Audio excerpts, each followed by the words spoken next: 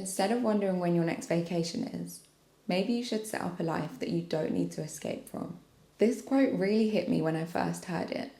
It challenges the way we often think about life, the way we feel like we need to escape from the present now to a place far in the future, the way we need to chase the next vacation or imagine a future life where everything feels better. Hey, and welcome back to my channel. If you're new here, my name is Becca. I'm a full-time software engineer, part-time Pilates instructor, and someone with multiple interests and multiple passions. I love sharing bits of my life, insights into my career, tips on productivity, how I balance everything, and just general tips on how to live your best life. Have you ever caught yourself dreaming about your next holiday or having to plan things in advance just to stay motivated in your day job? Or maybe you're always counting down those days to the weekend. Maybe you're even imagining yourself, your life far in the future, imagining a better life where things feel more balanced or you hit those financial goals and maybe you don't even have to work anymore. I think a lot of us have. Often we're conditioned to seek relief from our daily lives rather than creating routines and habits and structures that help us enjoy our life in the present. And don't get me wrong, there's nothing wrong with looking forward to those things. But when you find yourself only living for those moments, rather than living for the moments in the present, it might be time to question yourself and ask, am I really creating a life that I want to live and that I wake up excited to every day? Or am I just living a life that I'm waiting to escape from? In this video, I want to unpack this idea with you. How we can set up our lives, whether it be our career, our hobbies, our passions, our daily routines, so that we're not just enduring life, but we're enjoying the present. And I'm not here to sell you some magical dream of enjoying every single second of every single day, because in reality, that's probably not possible. But what is possible is shifting from the idea of just enduring the present and enduring the work week, just surviving to get along, and switching over to actually creating habits and routines that feel sustainable and fulfilling. So, why do people often feel like they need to escape? One of the reasons might come from something that's deeply ingrained into our modern world: the hustle culture. We live in a society where being busy is treated as a badge of honor, where overworking is celebrated, and where phrases like rise and grind or sleep is for the weak or I'll rest when I'm dead are treated like mantras. And social media doesn't help with this. It showcases the lives of people who are constantly achieving things and are constantly on the go. Social media continually showcases people that are constantly leveling up or always grinding through life. And it's easy to fall into the trap of thinking that being perpetually busy is the only way to feel valuable, is the only way to achieve success, and is the only way to feel like you're worth something. And sure, that type of hustle might work for a season. Maybe you're at the start of your career, maybe you're approaching a deadline at work, or maybe you're launching your own business. And in those periods of time, that kind of hustle is needed. I get it because I've been there many times, and sometimes this mindset really is needed to achieve certain goals. But hustle culture isn't sustainable in the long term, especially if you're not enjoying the process. It's really exhausting, and worse than that, it takes us out of the present moment. Instead of savoring the everyday moment, we focus to the future. We focus on the next achievement, the next big thing that we can achieve. And when we start to get into this pattern, it starts to feel like a grind, and it starts to feel like something that we want to escape from. We naturally start craving an escape of the next vacation, the next holiday, a future where we're finally free from all of this. So how do we break free from the grip of hustle culture? And how do we create a life where we feel like we don't need to escape from it? Firstly, I want you to think about redefining your success. Think about what's most important to you. What matters to you the most? Is it that next promotion at work? Or is it spending time with loved ones? Or maybe it's taking the time to delve deeper into your hobbies or try new things or really spend time on the things that make you happiest. And all of those options are equally okay, equally as important, and Maybe it's a mix of all of those in some capacity, but I want you to really evaluate what makes you happy. And then once you figure that out, you can align your daily choices with your chosen priorities. And number 2 is to set boundaries. Work will always demand more of your time if you let it. I want you to define clear limits and stick to them, whether that's logging off at a certain time or never checking your emails after a certain time in the evenings, maybe not having your work emails on your personal phone, or maybe never checking them over the weekend. Just really setting those boundaries in place. The goal here isn't to abandon that ambition you've got. It's to just set everything in place so that you can live a fulfilling and balanced life. And yet, so many of us fall into a trap. We find ourselves slogging through the work week, waiting for the weekend as if it's the only time for us to recharge and relax. But that creates this cycle where you always feel like your happiness is somewhere else. You end up starting to live for the future rather than the present. You end up putting all your joy in future moments. Instead of living, you're always waiting for something better to arrive. But that doesn't create a life that's fulfilling. It creates the opposite. But if you were able to find more balance during your work week, you wouldn't always feel the need to count down those days until the weekend. We'll get into how you can achieve that balance later, but first let's discuss why holidays don't fix burnout. Now, don't get me wrong, I love a good holiday. I love traveling and I love escaping to somewhere else, especially when the weather there is so much better than the UK. But how many of us have gone away and felt completely at peace or really relaxed away from the stresses of daily life here? And then when we come back, it's as if we never went on holiday. Everything floods straight back in and we're back to where we were before. That's because vacations don't fix burnout. They just press pause on it. You might escape for a little while, but if you don't address the root cause, maybe it's overworking, maybe it's extra stresses or not setting boundaries or anything, whatever it is, if that isn't addressed, then you're right back to where you were before and everything comes flooding back. I realised this several years ago when I went on a Pilates and yoga retreat.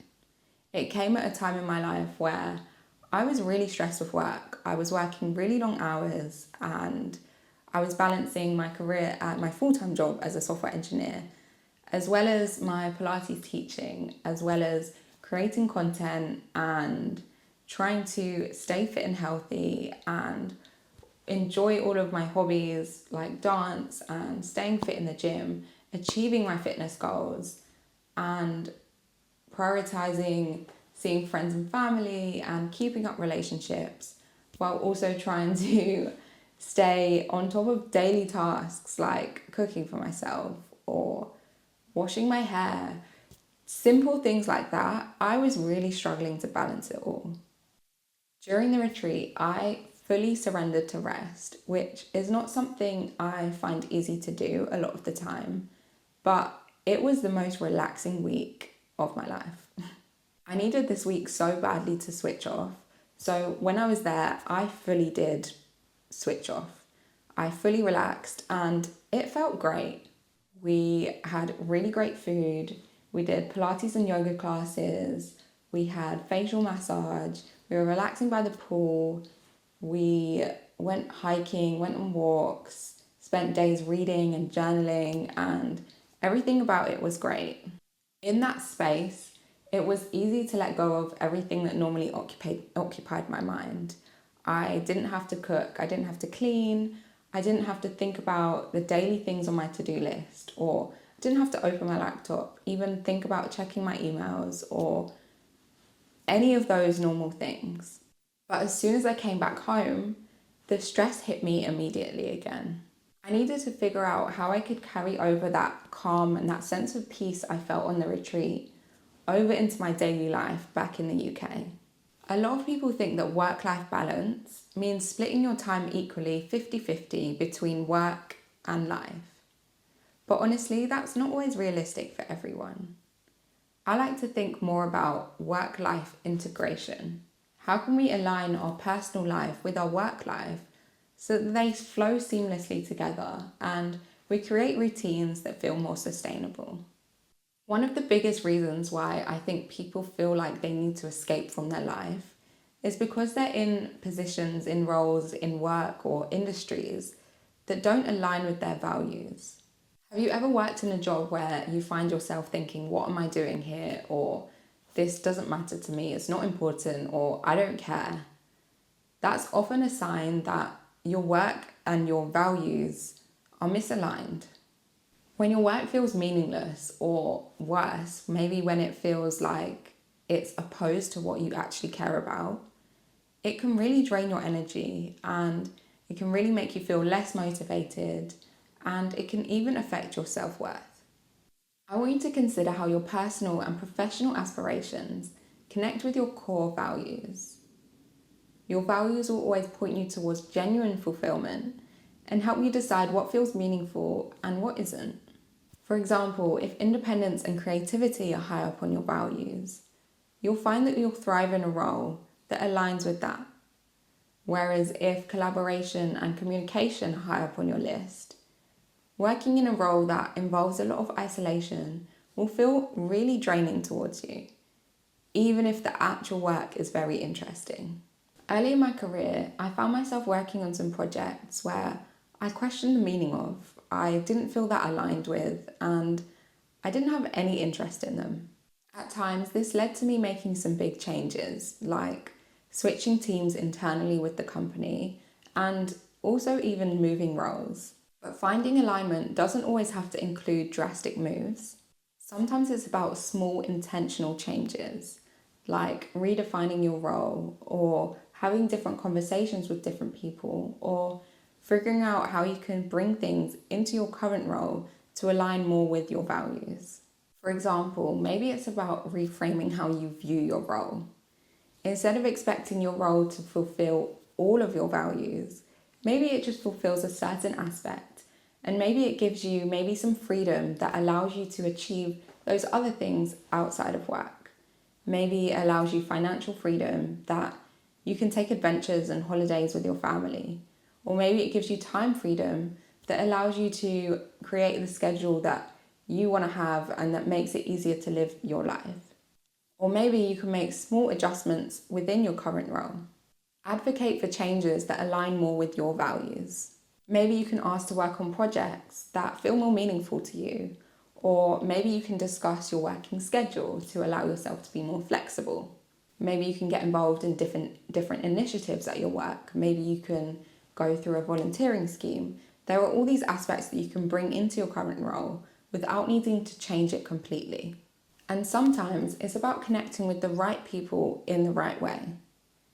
Make sure you're having conversations with people who are very different to you to get different perspectives. And at the same time, make sure you're keeping up friendships and having discussions with people that align with your values. These experiences can deepen your understanding of your own values and make you feel connected to others and help reinforce what truly matters to you. And I think it's also important to say that alignment doesn't mean perfection. No job will match every value of yours 100% of the time. But if your role allows you to express your key values, whether that's through the actual work involved, through the people that you work with, through the impact that your work has, you will feel much more content. And here's something I've come to realize. Work doesn't have to be your biggest passion. We put so much pressure on ourselves to find that dream job, to find the perfect fit, and to find that one career that's going to follow us through for the rest of our lives, to be completely obsessed with that career. And yes, for some people, their work, their full-time job, is their biggest passion, and that's amazing if they found that. But equally, that isn't the case for everyone, and it doesn't have to be the case.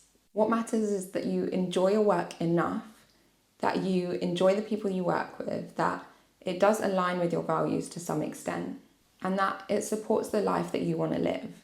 For some of us, work is just one part of that bigger picture. Exploring things outside of my 9 to 5, like teaching Pilates and dance and art and fitness and connecting with friends, makes my days so much richer. And it's not just about having a hobby, because these things, or some of these things, are so much more than just a hobby to me. These creative outlets give me balance in life. So I don't just feel like my identity is wrapped up in my 9 to 5. For me, my career in tech is something that I genuinely enjoy. I love problem solving and coming up with solutions, and I love learning new things constantly. The work is really rewarding, and I'm so grateful of the opportunities it's brought me and the different experiences and the different people I've met through it. But at the same time, I've found so much joy and so much purpose in the things I do outside of that 9 to 5. And these things don't take away from my career, they really help complement it. And they bring again so much richness and so much fulfillment in the whole of my life. When I prioritize the balance between all of those different things, I'm able to show up to work way more energized and way more motivated. When your work is meaningful enough to keep you motivated and you have other sources of joy and purpose outside of work, this helps break that burnout cycle. My job is something that I enjoy and take pride in, but it's not my entire identity. And this means it's not something that I always feel like I need to break away from. For me, fulfillment comes from a combination of everything that I do. When you stop chasing the idea that your 9 to 5 is your only source of purpose or your only way to achieve success, then you're able to create a life that feels more whole. A life where you feel balanced and you don't feel the need to escape from. A life where holidays are just a bonus, not an essential escape. And once you start focusing more on this balance and the idea that work doesn't need to be everything, you begin to realize something important. True fulfillment doesn't have to come from big events or major life milestones. Small intentional moments throughout the day can change your whole perspective. It might be taking 5 minutes to pause between meetings to really appreciate the moment or just center and ground yourself.